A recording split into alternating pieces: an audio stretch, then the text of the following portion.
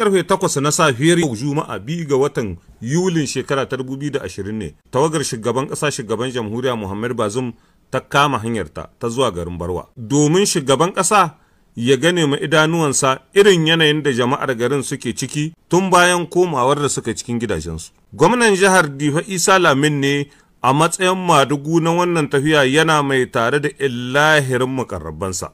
Tun kafin fita birnin mutane sun fito saman hanyoyi cike da murna da farin cikin zuwan Muhammad Bazoum har zakkuwa garin Gangori, Kasaga, Jalori, garin Dogo, Alhaji Mai Nari da kuma Gagam garin da ke a matsayin na biyu da mutanensa suka dawo gida. Daga nan shugaba Muhammad Bazoum ya ci gaba kan hanyarsa inda muka biya ta kan garin Wanzam, Kincandi sai kuma garin Kabalewa inda muka iske cincirin dan jama'a suna tuma suna karawa albarkacin zuwan shugaba Muhammad Bazoum. A Kabalewa taro ya yi taro saboda sun bayyana ma shugaba Muhammad Bazoum cewa suna jin daɗin irin yadda yake tafiyar da al'amuran mulki saboda haka kar ya fasa ya ci gaba, amma kuma suna da 'yan koke-koken da suke buƙatar a magance musu su a ta bakin magajin garin Kabalewa.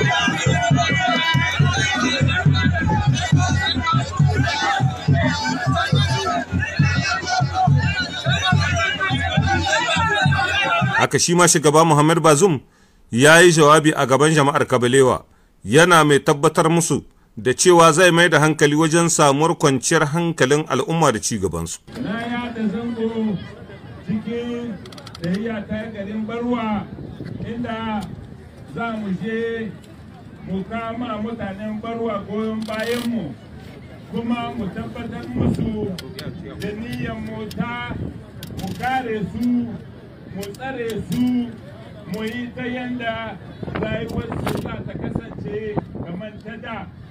Ku kuma da kuka amshi bakuncin mutane da suka tsuna yau shekara da shekaru, Allah ya muku albarka. Wannan da jawabi na gode muku. Bayan ya yi bankwana da Kabalewa, shugaba Muhammad Bazoum ya kama hanyarsa ta zuwa garin Barwa kamar yadda ya yi alkawalin sai ya ji ya gani da idanuwansa ya kuma saurara da kunnuwansa. Motoci sun bazama cikin dajin Barwa da ke cikin kwaminikin Boso. Bayan hawan tudu da gangare sai ga mu cikin garin Barwa inda muka iske mutane jingim suna jiran isowar Bazoum. Tsinkayen motocin tawagar shugaban ƙasa ke da wuya sai garin Barwa ya kabre da guda. Maza kuma na ta ihu gami da tumami irin na wanda aka yi wa alkawarin wani babban abin alheri. Su kuma yara sai tsalle suke ta yi suna faɗin sai Bazoum dogo na tambara amanar zaki.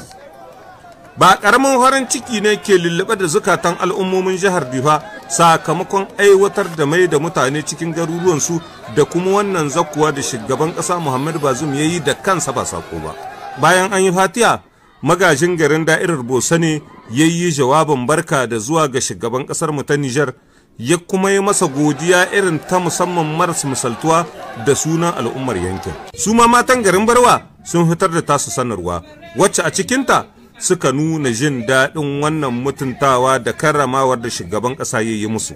Shi ma mai garin Barwa ya yi nasa jawabi da barbarci wanda ya yi amfani da mayyan kalmomin da sai mutum mai girman daraja ne kawai al'ummar Kanuri ke ambatar shi da su.